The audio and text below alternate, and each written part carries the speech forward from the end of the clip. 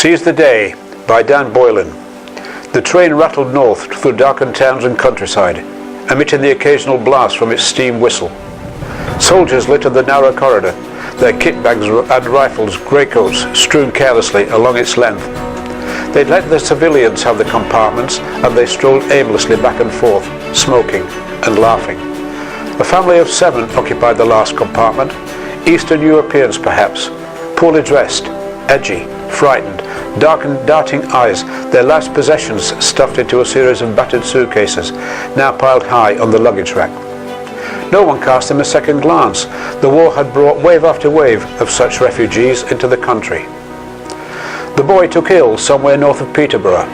He uttered a long groan, clutched his stomach, and slid silently to the floor of the compartment. The family gathered around him, pleading, panicking, jabbering in their alien tongue. They watched in horror in the dimly lit carriage as his eyes closed. He shook violently and then slipped into an unconsciousness. 20 minutes later, at Grantham, Papa leapt out onto the blacked out platform, again deeply covered in greatcoats and kit bags, waving his arms wildly. He grabbed a passing porter and begged, "Please, you help, my boy, he is sick." The station master soon appeared and climbed into the carriage. He walked unhurriedly forward, glanced at the lad, and then felt his forehead. He called to the porter through the open window, "Ambulance, Harry," and sharpish. No, sir, pleaded Papa in a panic. "We go Glasgow. We meet boat for New York. Oh, family." "You can go with the boy to the hospital, sir," said the station master soothingly. No, he persisted. "Boat, she leave at 6 o'clock. And he turned to his eldest girl and snapped a question at her. She replied in English, "Tomorrow. The word is tomorrow." Yeah, tomorrow. We meet boat tomorrow. It's last boat. Oh, family, go to New York. We no wait. The lad goes to the hospital or he dies, and one of you must stay with him, the station master ordered. The girl, in her late teens, was dark and calm. She translated this to the family, who broke into a near panic. Mama threw back her head and wailed. Papa fell to one knee and pleaded. The youngsters clung to each other, whimpering and weeping. Suddenly, the peal of a bell grew louder, heralded the imminent arrival of the ambulance. The station master, anxious for the train to depart on time, said firmly, "One of you must stay with the boy." This only brought another bout of cries and anguish.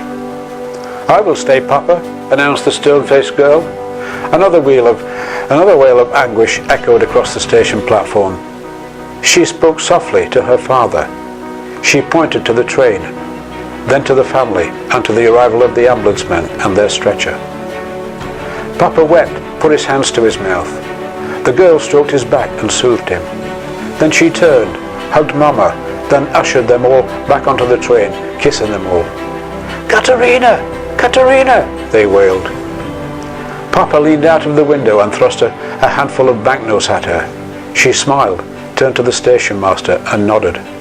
He touched his cap, thankfully, blew his whistle, waved his flag, and the train began to slowly move forward.